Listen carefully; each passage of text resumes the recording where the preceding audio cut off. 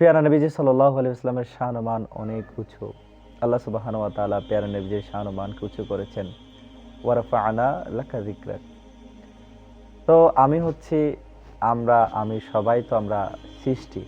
যেখানে স্রষ্টা নিজে বলছেন, হে রাসূল আমি আপনার শান ও মানকে বুলন্দ করেছি, উঁচু করেছি।